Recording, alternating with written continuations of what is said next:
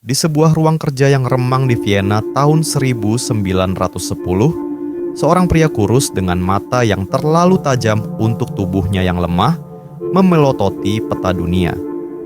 Tangannya gemetar bukan karena kedinginan, tapi karena pikirannya tidak pernah benar-benar diam.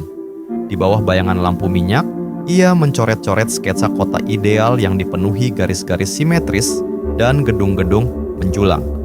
Kota impian itu tak pernah dibangun, tapi nama pria itu, Adolf Hitler, akan membakar sejarah dunia selamanya. Orang-orang menyebutnya jenius gila, tapi kata gila tak cukup menjelaskan kompleksitas pikirannya. Hitler, seperti banyak tokoh besar lainnya, hidup dalam kabut gangguan mental yang tak pernah mendapat diagnosis resmi. Paranoia yang nyaris delusional, gangguan tidur kronis, ketergantungan obat, dan di antara semuanya, obsesi obsesif kompulsif yang menjalar ke dalam setiap detail hidupnya, dari desain seragam tentara hingga simetri arsitektur Reich. Tapi Hitler bukan satu-satunya. Jauh sebelum itu, di sebuah kastil Prancis, Napoleon Bonaparte pernah menghabiskan malam dengan berjalan mondar-mandir di koridor, berbicara sendiri, meyakinkan dirinya bahwa seluruh dunia menentangnya. Ia tak tidur selama 3 hari. Di pagi keempat, ia menulis surat kepada Josephine, menyatakan bahwa dunia ini tidak bisa diatur dengan logika, hanya dengan kehendak. Banyak sejarawan kini percaya bahwa Napoleon menderita bipolar disorder. Suasana hatinya bisa melonjak dari rasa percaya diri tak masuk akal ke dalam keputusasaan yang sunyi, lalu kembali lagi dalam satu malam. Jika kekuasaan adalah cermin, maka gangguan mental seringkali adalah bayangannya. Di Rusia, Joseph Stalin menyimpan daftar orang yang akan ia eksekusi di bawah bantalnya. Ia menulis ulang sejarah setiap beberapa bulan, menghapus nama sekutunya dari foto dan buku, lalu menangis sendiri saat mabuk, menyebut nama anaknya yang bunuh diri. Ia tidak mempercayai siapapun, bahkan dirinya sendiri. Psikosis? Mungkin, tapi Stalin tidak butuh diagnosis. Ia butuh musuh. Dan ketika tidak ada, ia menciptakannya. Ketakutannya menjadi ideologi. Kesepian menjadi kebijakan negara. Orang-orang menghilang bukan karena kesalahan, tapi karena Stalin perlu merasa aman. Sementara itu, di seberang samudra, seorang pemimpin karismatik bernama Winston Churchill bangkit dari depresi yang ia sebut anjing hitam, yang selalu mengikutinya. Ia menulis, melukis, dan minum terlalu banyak. Dalam gelapnya pikirannya, ia menemukan kejernihan untuk memimpin Inggris melewati Perang Dunia. Tapi bahkan kemenangan tak membuatnya damai. Di balik pidato-pidato yang membakar semangat, ada surat-surat penuh kesedihan, tulisan tangan yang gemetar, dan malam-malam sepi yang tak tertahankan. Apakah gangguan mental membuat mereka besar? Atau apakah dunia ini hanya terlalu kejam bagi orang yang benar-benar stabil? Di Amerika Serikat, Abraham Lincoln mengalami episode depresi berat yang membuatnya mengurung diri selama berminggu-minggu.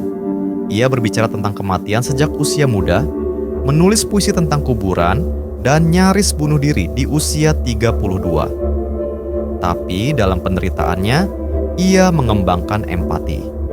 Dalam kesendiriannya, ia membayangkan negara yang utuh.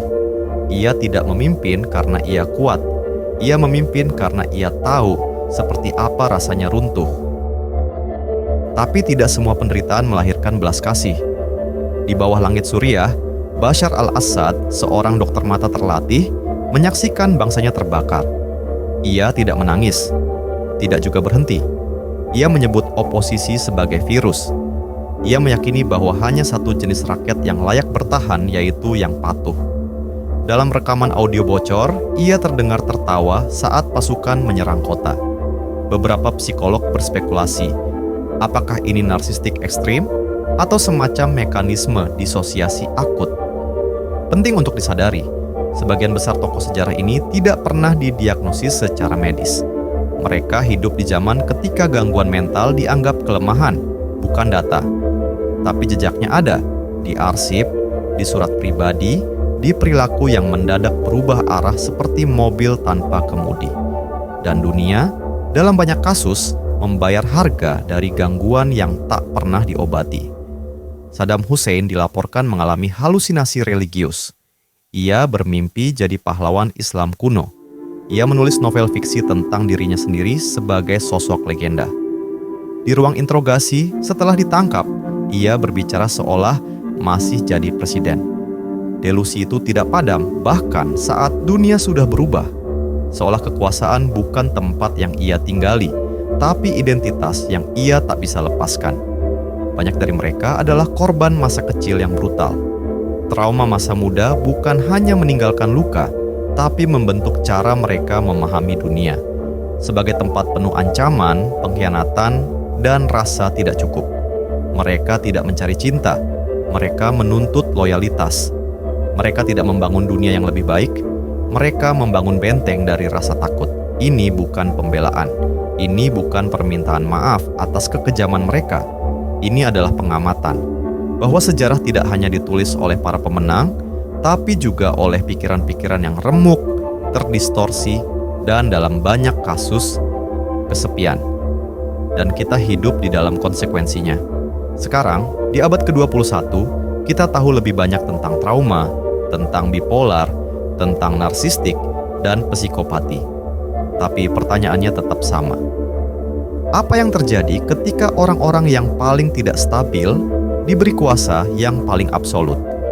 Mungkin jawabannya bisa ditemukan bukan di buku sejarah, tapi di jurnal psikiatri yang tak pernah sempat ditulis.